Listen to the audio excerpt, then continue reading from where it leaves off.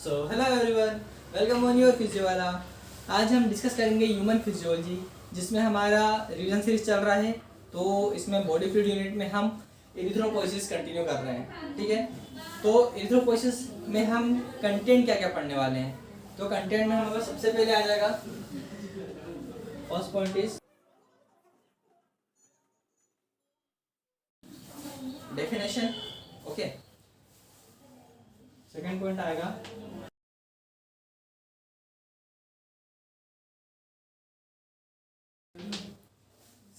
हमारा site of erythropoiesis, ठीक है। साइट ऑफ इरिथ्रोपोइसिस हम दो जगह पर पढ़ने वाले हैं।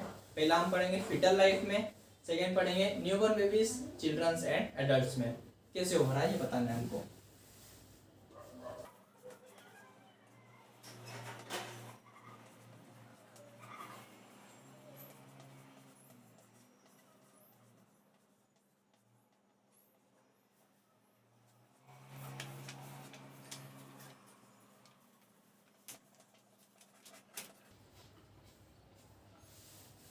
ठीक है, in fetal life and in newborn babies, childrens and adults में कैसे हो रहा है, मतलब साइट क्या है। थर्ड पॉइंट आता है हमारा process of erythropoiesis.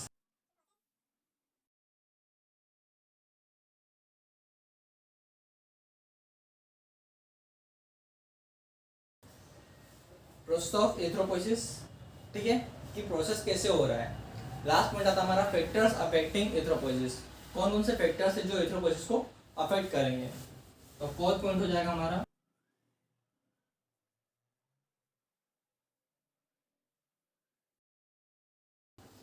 Factors affecting, ठीक है, फैक्टर्स अफेक्टिंग ऑफ इरिथ्रोपोइसिस। तो ये हमारा कंटेंट है।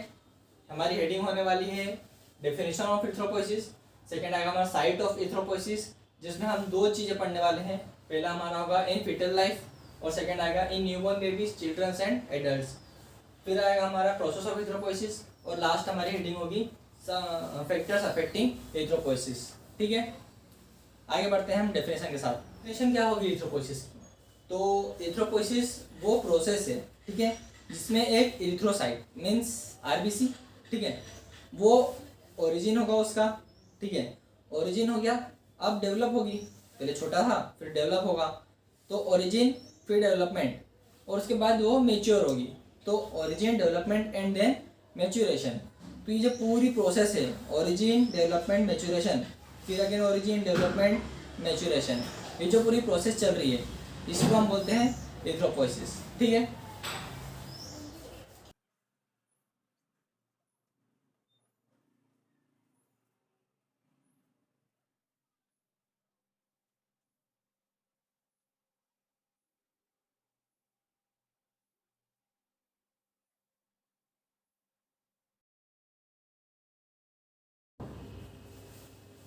Process of origin, development and maturation of erythrocyte is called erythropoiesis, ठीक है।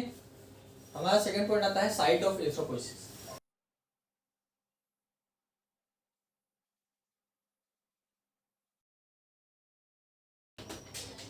साइट ऑफ इरिथ्रोपोइसिस, ठीक है। साइट ऑफ इरिथ्रोपोइसिस हमने बताया था स्टार्टिंग में कि हम दो जगह पर पढ़ने वाले हैं। पहला हम पढ़ेंगे इन फिटल लाइफ, सेकंड हम पढ़ेंगे in newborn babies, adults, childrens, ठीक है, उनमें पढ़ना है इनको। तो पहले हम बताएंगे फिटल लाइफ के बारे में।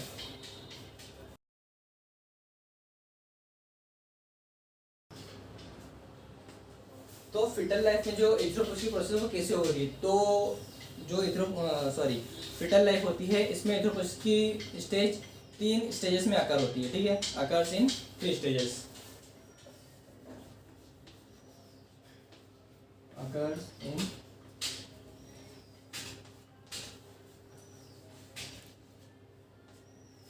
occurs in थ्री स्टेजेस, ठीक है। इसमें पहली कौन सी हो जाएगी। फर्स्ट वन इज मेसोप्लास्टिक स्टेज,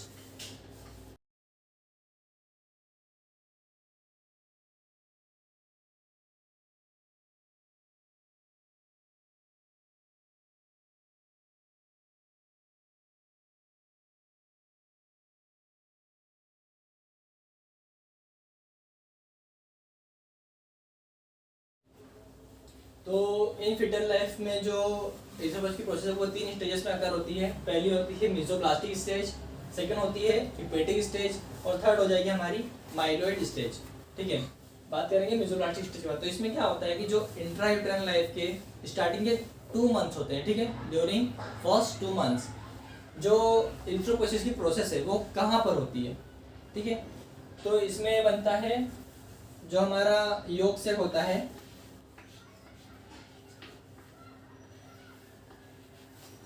उसके मेसेनकाइम में, मेसेनकाइम में। ठीक है, मेसोब्लास्टिक स्टेज में क्या होगा, मेसोब्लास्टिक से याद रखना, मेसो से मेसेनकाइम। ठीक है, मेसेनकाइम किसका, योगसेक का। मेसोब्लास्टिक स्टेज में मेसेनकाइम के सॉरी योगसेक के मेसेनकाइम में आरबीसी का प्रोडक्शन होता है। सेकंड आता है हमारा हिपेटिक स्टेज। तो जो स्टार्टिंग के 2 मंथ है तो वो मेसोब्लास्टिक स्टेज, इसके बाद की जो 3rd मंथ स्टार्ट होगा, ठीक है, from 3rd month,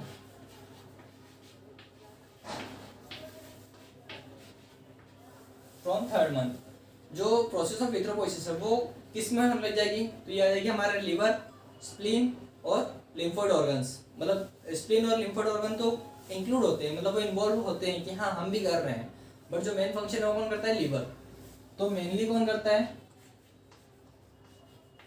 liver, but हमारा spleen and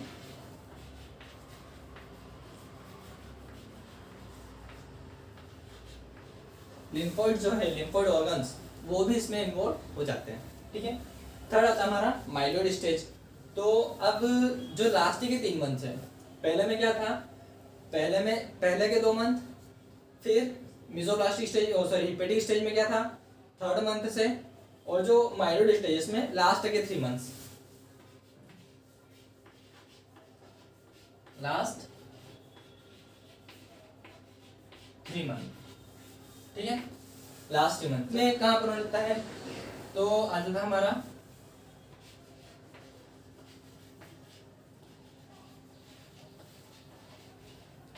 bone marrow and liver में। ठीक है, क्लियर, ये हमारा क्या हो गया, इन फिटल लाइफ एथेरोपोइसिस की साइट। अब हम इससे पढ़ेंगे जो एथेरोपोइसिस की साइट है वो इन newborn babies, childrens and adults, इनमें कैसे हो रहा है। ठीक है,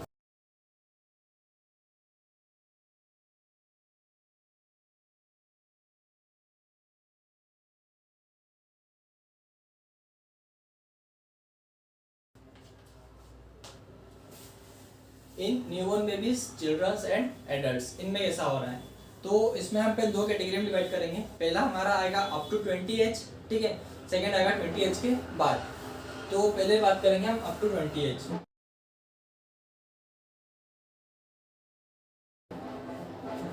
जो अप टू 20, जो 20 साल तक के बच्चे हैं या जो भी मतलब है बेबीज, उनमें कहाँ पर होता है, तो जो एथेरोपोइसिस की प्रोसेस हो रही है वो लॉन्ग बोन्स में, मतलब सारी बोन्स में हो रही है। ठीक है, all bones occurs in all bones, all bones, that is long and flat bones। Up to 20 में क्या हो रहा है कि सारी बोन्स में आकर हो रहा है, वो लॉन्ग और फ्लैट बोन दोनों हो सकती है। ठीक है, इनके बोन मेरो में हो रहा है। सेकंड बात करते हैं हम इसमें आगे, सेकंड कैटेगरी हम करेंगे after 20 as.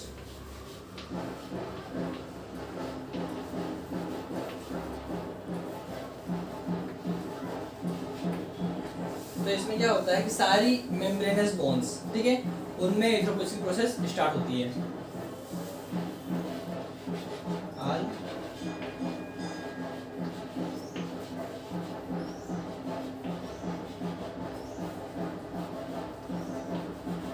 All membranes bone, ठीक है, मेम्ब्रेनस बोन कौन सी हो सकती है, लाइक